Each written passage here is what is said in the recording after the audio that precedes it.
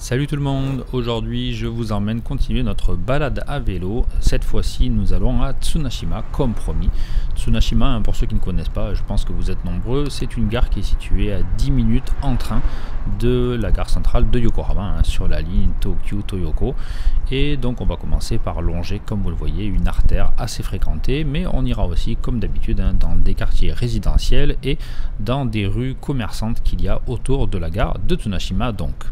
Comme d'habitude, j'alternerai les moments de silence pour vous laisser profiter de l'ambiance et les moments où je commenterai. Et d'ailleurs, sur votre gauche, vous avez un bâtiment Aviva avec des fanions qui indiquent des pachinko. Et il y a des pachinko de Godzilla contre Evangelion notamment. Un monsieur très stylé qui porte un kimono et qui attend le bus. Alors c'est assez rare de voir des personnes en kimono, ça arrive. Alors honnêtement, des hommes en kimono c'est vraiment très rare, j'en vois presque jamais. On voit un peu plus souvent des femmes qui portent des kimonos. En général c'est des femmes d'un certain âge qui vont par exemple faire une cérémonie du thé. Mais il arrive aussi que des jeunes femmes aillent faire des promenades, par exemple à Kamakura ou à Kyoto j'imagine, en portant des kimonos. Donc ça fait de jolis souvenirs et de belles photos. Mais voilà, la plupart du temps, c'est quand même très rare de tomber sur quelqu'un en kimono, à part évidemment au Nouvel An ou pour la cérémonie du passage à l'âge adulte, le deuxième lundi de janvier.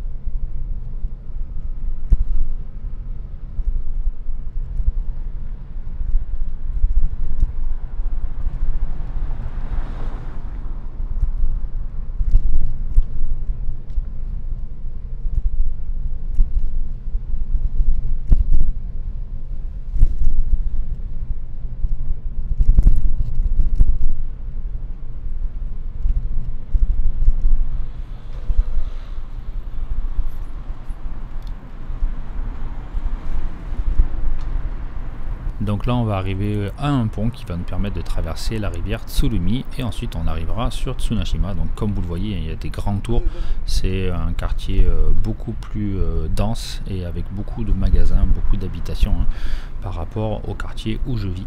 Et il y a d'ailleurs les trains rapides aussi qui s'arrêtent à cette gare.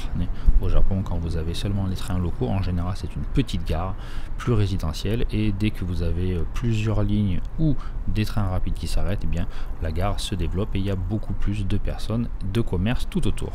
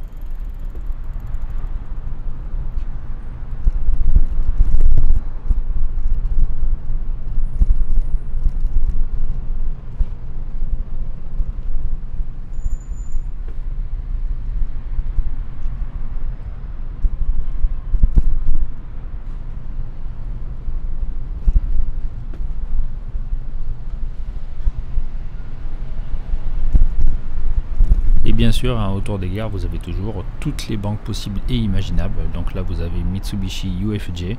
Donc c'est une banque, une des banques principales du pays. Moi, j'y ai un compte. Souvent, quand on habite au Japon, on a des comptes dans plusieurs banques. Alors là, sur la gauche, il y a Yokohama Ginko, donc la banque de Yokohama.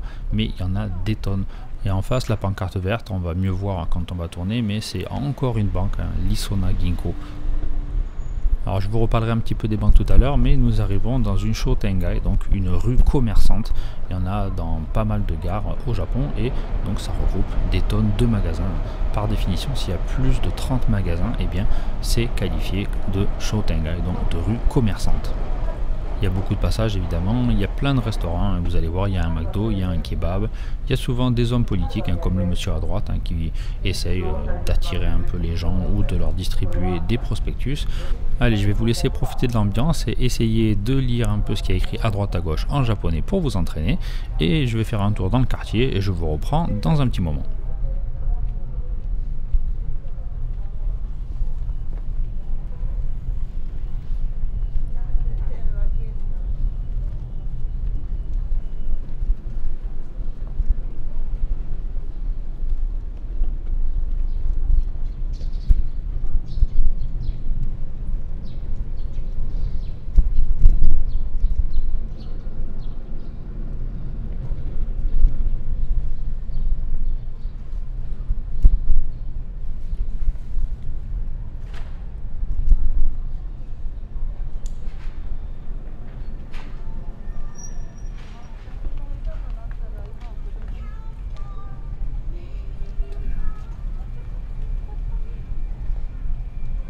Bien, j'espère que vous avez réussi à déchiffrer quelques hiragana, katakana ou même des kanji. Et j'en profite pour faire une petite annonce. Si vous êtes intéressé par des cours de japonais, que vous avez envie d'apprendre la langue avec une professeure qui a de l'expérience, eh bien ma femme propose à nouveau des cours. Elle l'avait proposé il y a quelques mois. Et elle avait eu quelques élèves tout de suite, mais après elle était très occupée, donc elle ne peut plus prendre d'élèves. Mais à présent, elle a un petit peu de temps libre, donc si vous êtes motivé, sérieux et intéressé par ces cours, eh bien n'hésitez pas à me contacter. Je vous mets toutes les informations dans la description. Alors nous voilà arrivés à Toshoji, donc comme son nom l'indique, Ji, un temple bouddhiste. Donc on va visiter un petit peu l'endroit.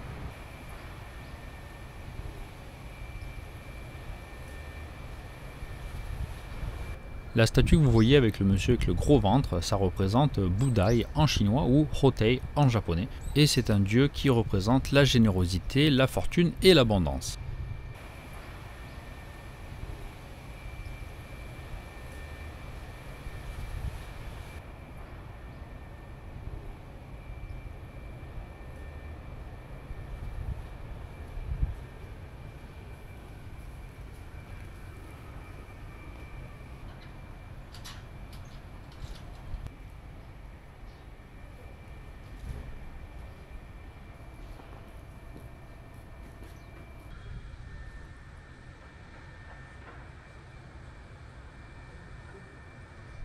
Voilà, je connaissais pas ce temple, c'était assez sympa, c'est très petit mais c'est plutôt mignon.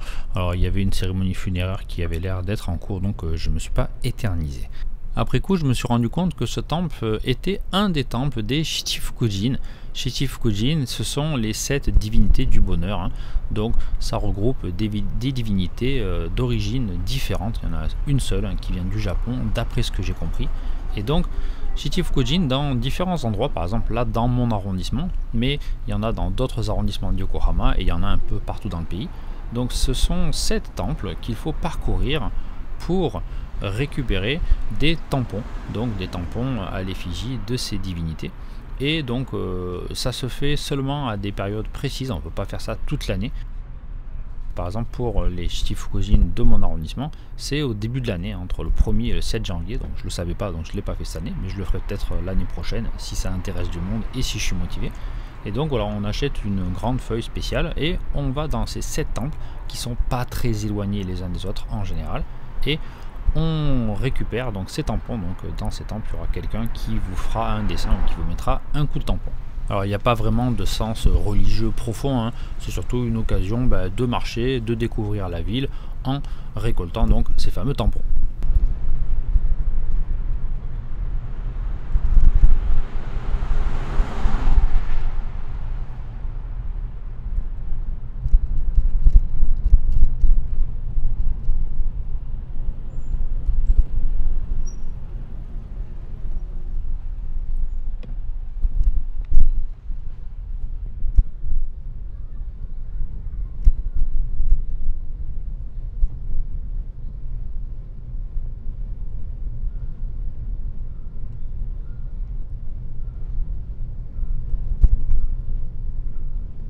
Alors, pour revenir sur les comptes bancaires, si on a plusieurs comptes dans plusieurs banques au Japon, c'est tout simplement parce que avoir un compte dans une banque japonaise, ça ne coûte pas d'argent. Il n'y a pas de frais de gestion de compte.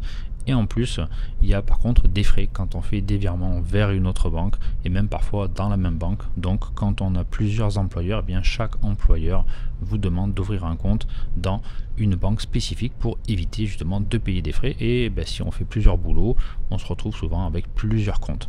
Et par exemple, quand j'ai pris un crédit, eh bien pour rembourser le crédit, la banque que j'utilisais pour recevoir mon salaire n'était pas acceptée. Il fallait ouvrir un compte justement dans une grande banque comme UFJ notamment.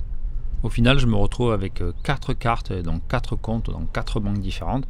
Et ben, quand il y a le salaire, ben, je jongle, je retire d'un compte pour mettre dans un autre pour payer telle chose ou telle autre chose. Et voilà, c'est le cas de pas mal de gens, je pense ici.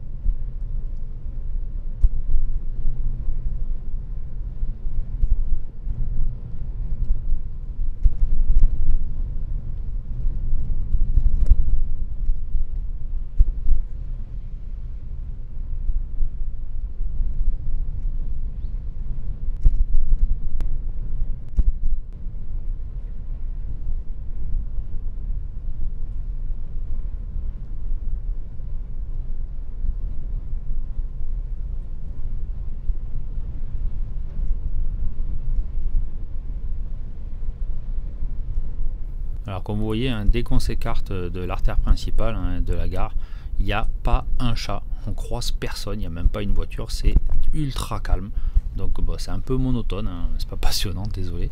Mais voilà, le Japon, contrairement à ce que disent certains, je l'ai déjà dit, hein, mais c'est pas du bruit partout, même au contraire. Hein. Si vous allez ailleurs que près des grandes gares ou du centre de Tokyo, c'est vraiment très calme, on n'entend rien. Et même quand il y a des voitures, hein, les voitures font relativement peu de bruit. Hein. Soit ce sont des hybrides, soit c'est une question de revêtement de la route, hein, je suis pas sûr, mais même quand elles roulent, c'est pas très bruyant.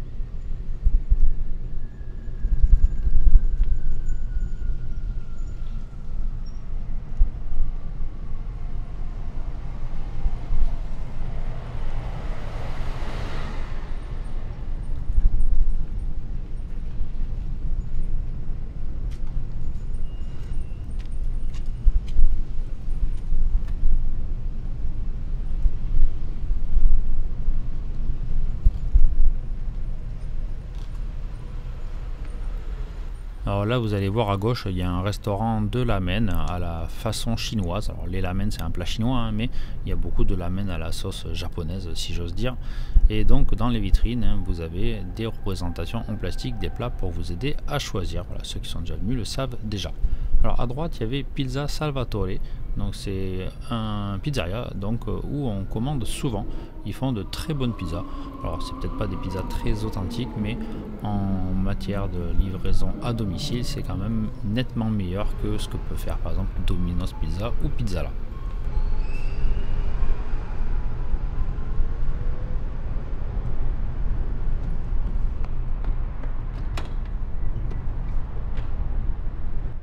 Alors à gauche, hein, vous voyez un cabinet dentaire. Hein. Et alors je sais pas si vous avez fait gaffe depuis tout à l'heure ou même dans mes autres vidéos, mais il y a énormément de cabinets dentaires au Japon. Il y en a en fait plus que de combini. Hein. J'avais déjà fait un fun fact sur les coiffeurs, mais pour les cabinets dentaires, ah, il y en a encore un ici, eh bien c'est la même chose. Il y aurait plus de 68 000 cabinets dentaires dans tout le pays, contre seulement 43 000 combini. Alors, il y a un peu la réputation que les Japonais ont des dents pas très droites et un peu fracassées. Alors c'était vrai, c'est en train de changer beaucoup, hein, parce qu'il faut savoir que les frais d'orthodontie ne sont pas pris en charge par la Sécu, donc ça coûte très cher, mais il y a de plus en plus de Japonais qui se font refaire les dents en étant adultes, hein, avec leur salaire, avec leur propre argent. Et puis quand vous regardez la télévision japonaise maintenant, hein, tous les présentateurs, les acteurs, les chanteurs, tout le monde a des dents blanches parfaites, bien droites, on dirait du carrelage. Du coup, les gens font beaucoup plus attention à leur dentition et à celle de leurs enfants, et on voit de moins en moins de jeunes japonais avec des dents vraiment pas très jolies comme ça pouvait être le cas il y a encore quelques années.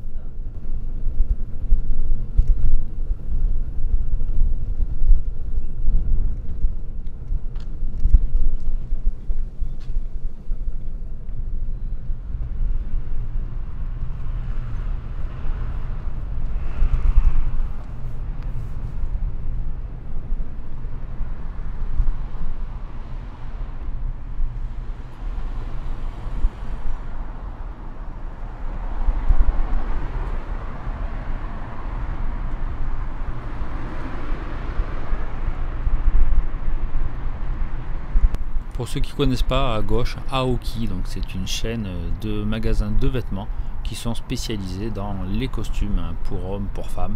On peut aussi acheter des vêtements pour des cérémonies, mais c'est plutôt des vêtements pour aller travailler, pour passer des entretiens, tout ça. Niveau prix, c'est plutôt très abordable, hein, et c'est une chaîne qui est présente sur la majeure partie du territoire, hein. J'ai vérifié, il n'y en a pas dans toutes les préfectures, mais il y en a quand même un petit peu partout. Et s'il y a autant de magasins qui vendent des costumes, c'est tout simplement parce que, vous le savez peut-être déjà, hein, mais presque tout le monde porte un costume, ou quelque chose qui ressemble à un costume pour aller travailler, hein. Même les professeurs, hein, même moi, professeur de français, hein, donc je porte pas un vrai costume, mais j'ai un pantalon un peu habillé et une chemise et des chaussures de ville pour aller travailler. Voilà, c'est un peu la norme ici.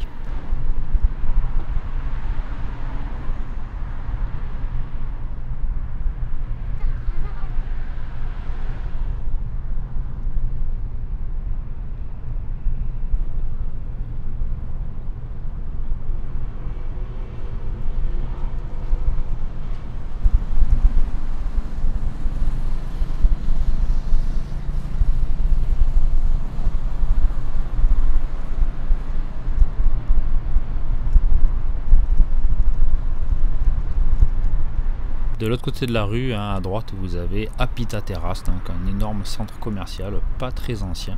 Alors j'y suis allé une fois, c'est sympa, mais bon, vous avez les mêmes boutiques que partout, hein. Vous voyez Nitori, donc l'équivalent de Ikea, on va dire local, hein. Ensuite vous avez ABC Mart, donc c'est une chaîne qui vend des chaussures principalement de sport, mais il y a aussi des chaussures un peu habillées.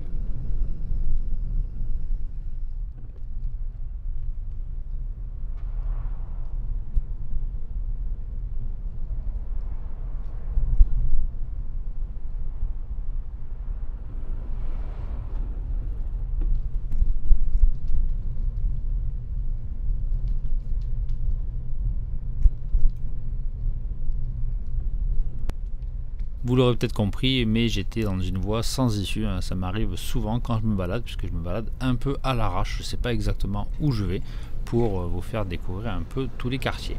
Enfin bon, on revient sur une artère principale et on va arriver à la fin de cette vidéo. Donc j'ai encore continué ma balade pas mal de temps ce jour-là. Donc il y aura d'autres vidéos qui suivront pour vous montrer la suite de cette promenade. J'espère que vous avez aimé cette petite balade au Japon. Si vous avez des questions, n'hésitez pas à me le dire dans les commentaires. Et bien sûr, mettez un petit like pour me dire que vous avez aimé cette vidéo. Voilà, je vous laisse profiter encore un petit peu de l'ambiance pendant quelques secondes et je vous donne rendez-vous très bientôt pour d'autres vidéos.